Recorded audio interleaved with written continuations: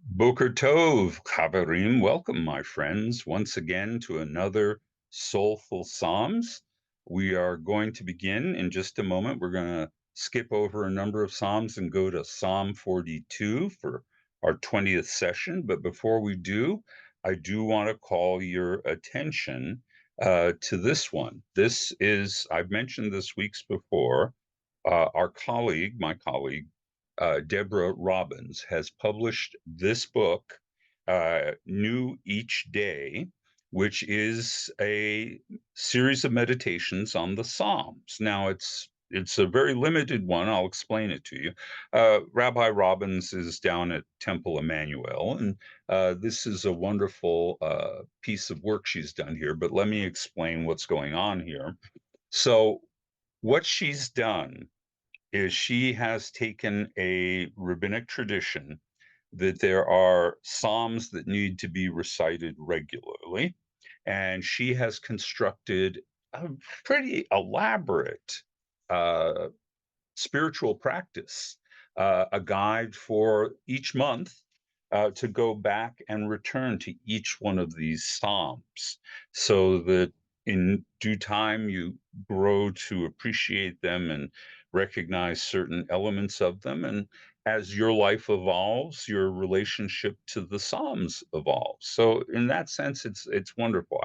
I do have to say this, and that is that by choosing to use the rabbinic list that was provided 1500 years ago, those particular Psalms wouldn't necessarily be my choice to make as a regular spiritual practice. I think at times she struggles to make for the modern reader some relevance out of some of these Psalms, but but all in all, I think it's a striking piece of work. It's an attempt to reclaim Jewish traditional spiritual practice, and I think it deserves credit. You might want to read it and see, because she does very extended studies of each one of the Psalms, as well as providing you with an apparatus, a mechanism for continuing learning and studying these Psalms until they become part of you and get integrated into your own experience. So each new day, and it's published by the CCAR Press. It's worth looking at. So just calling your attention to Psalm resources. So let's talk about Psalm 42. Psalm 42 is a pretty complex psalm, and there's a couple of things going on simultaneously. Now, there certainly is the parallelism we talk about. It is not an acrostic, which is another mechanism for organizing a psalm, but rather, it was pointed out to me by my teachers that it is organized around rhetorical questions. So you will see um, uh, over and over again the words when, where, how, why. And sometimes entire verses are reiterated as rhetorical questions. So this establishes the poetics of this particular psalm. Now, on top of that is a very interesting thing going on with water. Water. Yeah, and I've said before that water represents life, that it's not unusual to see the Psalms focus upon water. But here it's doing something clever, and that is that in the biblical tradition, water can be an ambiguous symbol or an ambivalent symbol. It can represent life, but it can also represent death. So you will see in some Psalms, they'll talk about how I'm being swept away in the waves, the breakers are falling over me. So, of course, this is an image from the sea, but the idea that I am drowning in my circumstances is not unusual. But here, I think, in fact, it may be suggesting that water is God. And it even uses the breakers and the image of the waves in a positive way. So it defies the expectation of the original reader, the reader who had been familiar with this rhetoric, in order to help us appreciate the idea that God encompasses us like water. God is all around us. If we call out to God, God will be there for us. So, and it starts out with an absolutely beautiful image, one that you've probably heard appear in our liturgy. And it goes like this: like a hind crying for water, my soul cries for you. My soul thirsts for God, the living God. Oh, when will I come to appear before God? All right. So there you see all the elements into it. So thirst represents the ontological need for God in our lives. It makes this lovely comparison to antelope in the desert who seek out water holes, and uses the language, my soul thirsts for God.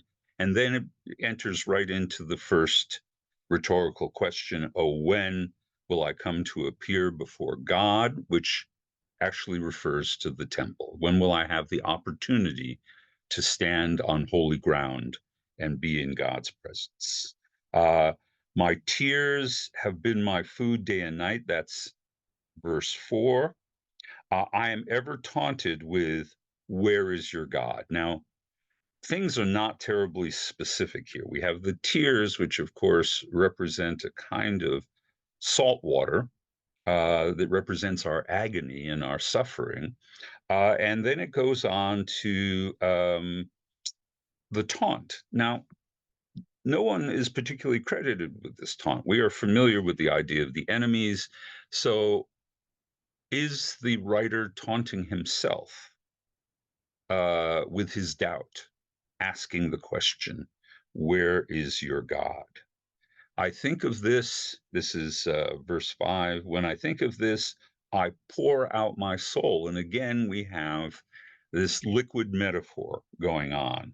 How I walked in the crowd, moving with them, the festive throng to the house of God. And you can imagine, we talk about the movement of people like a river of people or a wave of people. And again, there is this moving back and forth between the image of water and the image of the human experience. So, and it's also about memory. Memories come flooding back. Get it? Memories come flooding back. And so it then goes on to ask the question, why am I so downcast? And actually, it repeatedly uses, instead of why am I, it says, why is my soul, nafshi? So it wants us to have a sense that we're talking about a real existential crisis. That this is really at the very center of my being. So that's lovely. Am I disquieted within me? All right. And there's also Hebrew verbs that mean melting away, so as an image of destruction. So, but again, there is this liquid metaphor built into it.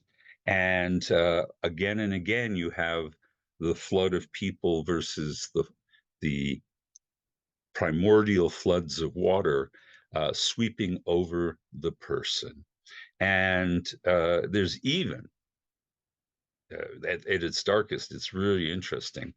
I say to my rock, to my God, that's verse 10, why have you forgotten me?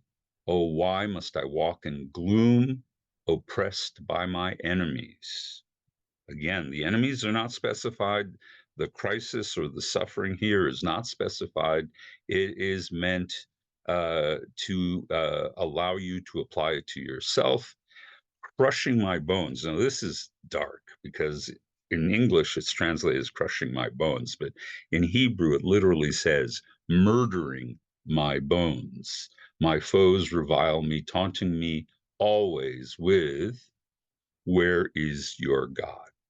So the anxiety of God and God's absence is presented both as an internal doubt, but also maybe a taunt from skeptics.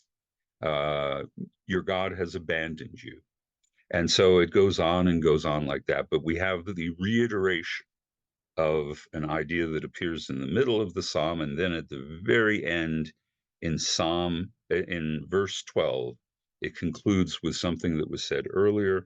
I have hope in God. I will yet praise him, my ever present help, my God. So it's aspirational. The person currently feels downtrodden. Maybe one could even say drowning in their sorrows, except that the water that is going to sustain him, the thing that is going to carry him, the hope that will float him is God, which is the image of water. So it's a striking psalm, and it also at the very beginning begins with the barren, desiccated desert with the yearning for water, and then it moves towards a flood of water and the hope that the presence of God will flood their life and sustain them. It's a lovely psalm. It's carefully constructed, and I hope you take time to look at it and appreciate it because it has a beautiful message for those who are struggling with doubt. So that is my psalm for today. That's Psalm 42. And we will continue learning as we go on in the weeks ahead. Thank you for listening. And I look forward to sharing the next soulful psalm with you next week.